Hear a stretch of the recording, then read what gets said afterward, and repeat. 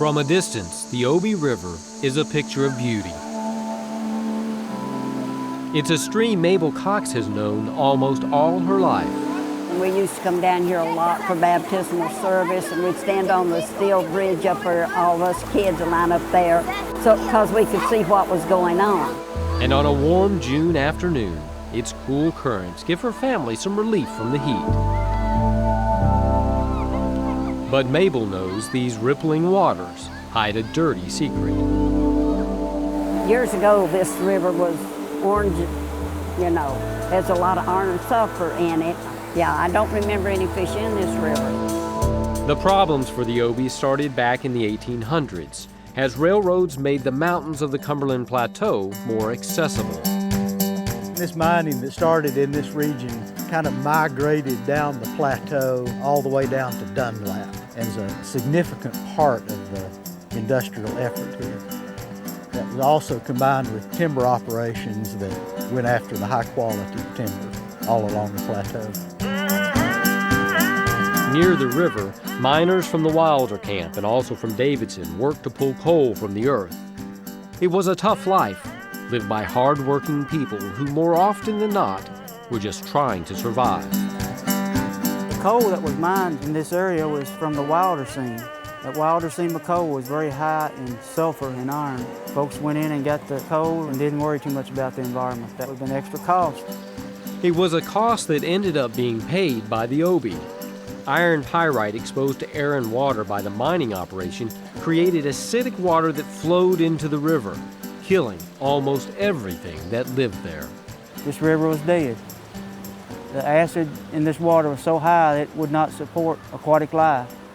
Maybe some forms of bacteria, but other than that, would not support aquatic insects or fish.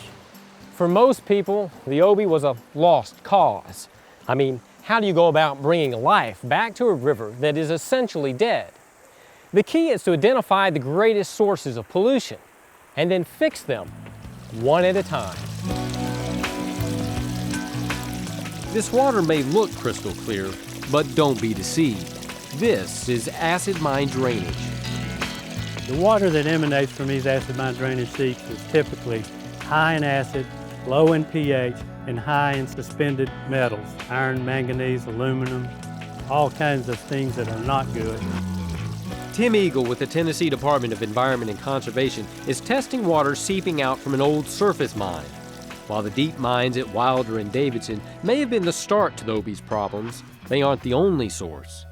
In the 1960s and 70s, before it became regulated, surface mining on the plateau was widespread, profitable, and damaging. We didn't know we had acid-producing materials in the spoil. Mining the coal essentially created a rock basin, kind of like a giant bowl in the ground. The leftover material, or overburden, which contains the iron pyrite, was then used to fill the bowl.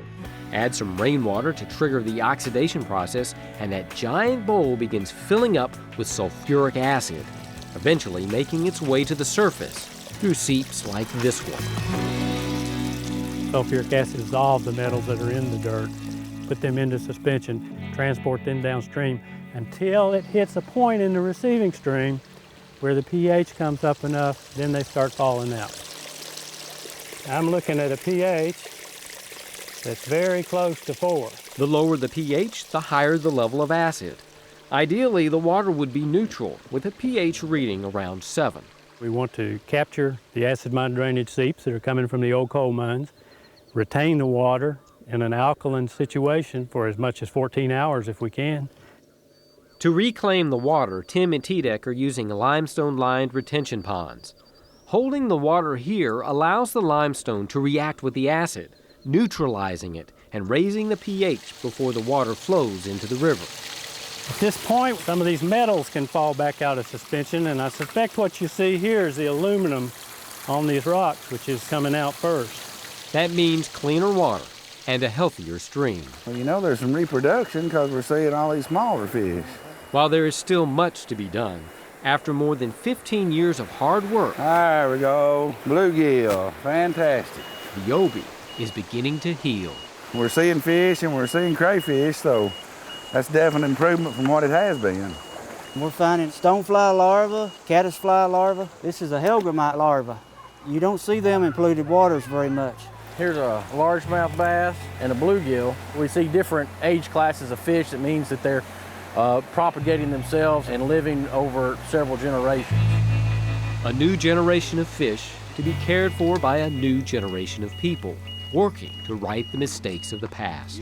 They ought to care because mankind has messed up the integrity of this river.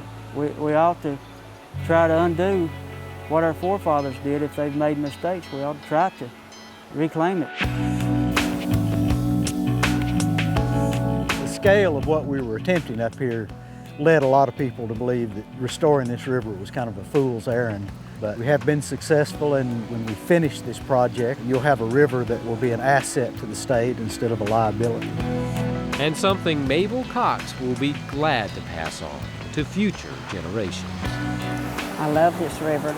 I always have. I brought my children, and then I brought my grandchildren. Now these are my great-grandchildren. And I hope this river keeps running until they bring their children. I'm Ken Tucker on Tennessee's Wild Side.